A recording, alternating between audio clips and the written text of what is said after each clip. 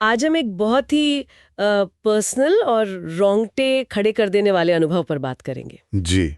ये दिल्ली में घर ढूंढने की एक सच्ची कहानी है। हम्म। हमें इसका जिक्र मिला खौफनाक घर का रहस्य में।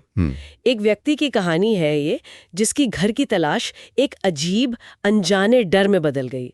तो चलिए इस अनुभव को थोड़ा खोलते हैं। हाँ, ये दिलचस्प है कि कैसे बिल्कुल रोजमर्रा की चीजें जैसे कि घर खोजना हमें अचानक ऐसी सच्चाइयों या शायद अनुभवों से रूबरू करा सकती हैं जिन्हें समझाना मुश्किल होता है। बिल्कुल। और वो मन पर एक गहरी छाप छोड़ जाती है। ये कहानी बिल्कुल एक ऐसे ही व्यक्तिगत सफर का लेखा जोखा लगती है। तो कहानी शुरू होती है दिल्ली के वेस्ट साइड में हरिनगर के पास। एक पुरानी सी 4 मंजिला बिल्डिंग है। अच्छा। कोई लिफ्ट नहीं और एक अजीब सी खामोशी छाई हुई थी, जैसे पूरी इमारत खाली हो, सिवाय शायद पहली मंजिल के एक फ्लैट के जिसकी लाइट जल रही थी। ये एक 3 BHK फर्निश्ड फ्लैट था और कीमत भी इतनी कम कि शक हो जाए। मतलब पहले से ही कुछ अजीब लग रहा था, कीमत कम होना, खाली बिल्डिंग। हाँ बिल्कुल। तो फ्लैट के दरवाजे के बाहर ये इंतजार कर रहे थे, तभी इनकी नजर सीढ़ियों के पास एक कांच की पार्टीशन के पार बनी बालकनी पर पड़ती है। ओके। और यहीं से मतलब चीजें थोड़ी अजीब होनी शुरू होती हैं। जमीन पर एक औरत बैठी थी। औरत? हाँ, करीब 35 साल की होगी, सूट पहना हुआ था और घुटनों को सीने से लगाकर बैठी थी। चेहरा एकदम शांत, पर उसकी आंखें, उनमें क्या खास था?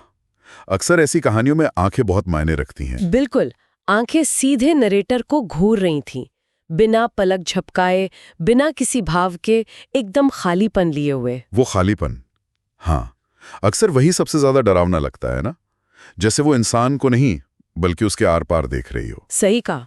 ये सामान्य मानवीय संपर्क से बहुत अलग है, तुरंत एक असहजता पैदा करता है ये। हाँ बिल्कुल। और इसी वजह से नरेटर ने फौरन नजर हटा ली, थोड़ा मतलब असहज होकर। फिर फ्लैट देखा। अंदर कैसा था फ्लैट? अंदर सब सामान्य सा ही लगता था, फर्नीचर वगैरह ठीक था, पर एक अजीब सा सन्नाटा था और जरूरत से ज्यादा सफाई थी जो थोड़ी खटक रही थी। जरूर से ज्यादा सफाई, ये भी एक अजीब बात है। हाँ। फिर नरेटर उस बैल्कनी की तरफ गया जिसका दरवाजा सिर्फ इसी फ्लैट से खुलता था। ओके। दरवाजा खोला तो क्या वो औरत वहीं थी क्या? नहीं, बैल्कनी बिल्कुल खाली थी। कोई निशान नहीं, कुछ नहीं, जैसे वहां कभी कोई था ही नहीं। पहले दिखना फिर एकदम गायब हो जाना, ये तो दिमाग को उलझा देता है। हाँ, और फिर जो दिखा वो शायद इस सबसे ज्यादा परेशान करने वाला था। क्या?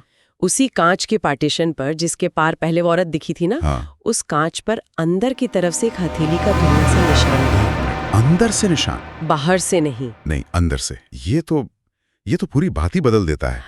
स्रोत में इस बात पे जोर दिया गया क्या कि ये कितना अजीब था? हाँ, इसे कहानी का सबसे खौफनाक हिस्सा बताया गया है, जैसे कोई बाहर निकलने की बेतहाशा कोशिश कर रहा हो, पर कांच के अंदर से। तो ये सिर्फ एक अजीब नजारा नहीं था, ये तो ऐसा लगता है जैसे कोई फंसी हुई मौजूदगी का संकेत हो, कोई बाधा जिसे वो पार नहीं कर पा रही थी। ये अवलोकन तो बहुत भयानक है। बिल्कुल। तो नरेटर ने फौरन कोई बहाना बनाया और वहां से निकल गए जल्दी से।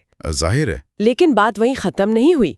उस दिन के बाद उन्हें लगातार ऐसा महसूस होने लगा कि कोई उन्हें देख रहा है। रात में बुरे सपने आने लगे, वही औरत उसी तरह बैठी हुई, घूरती हुई।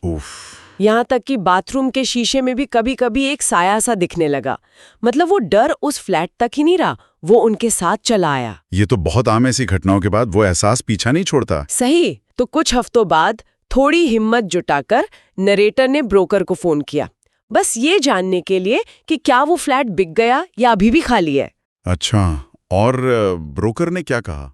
अक्सर ब्रोकर की जानकारी कहानी को नया मोड़ देती है। ब्रोकर का जवाब सच में रोंगटे खड़े कर देने वाला था। क्या कहा उसने? उसने बताया, सर वो फ्लैट तो 2 साल से बंद ही है, फर्नीचर वैसे ही पड़ा है, धूल खा रहा है। 2 साल से बंद? हाँ, बोला आज तक किसी ने उसे देखा भी नहीं ठीक से अंदर जाकर।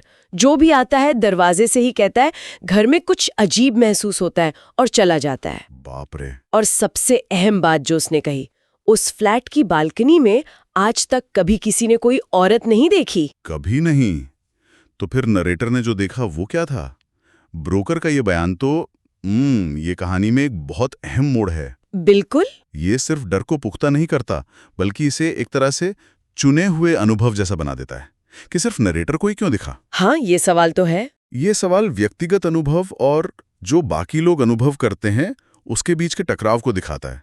क्या उस जगह में वाकई कुछ था, या नैरेटर की संवेदनशीलता ने कुछ ऐसा पकड़ लिया जो औरों को महसूस नहीं हुआ? तो सवाल वहीं का वहीं है। वो औरत कौन थी? क्या वो सिर्फ नरेटर की कल्पना थी, किसी दबे हुए डर का साया, या कुछ और? कोई ऐसी मौजूदगी जो शायद संपर्क करना चाहती थी या सिर्फ देखी जाना चाहती थी?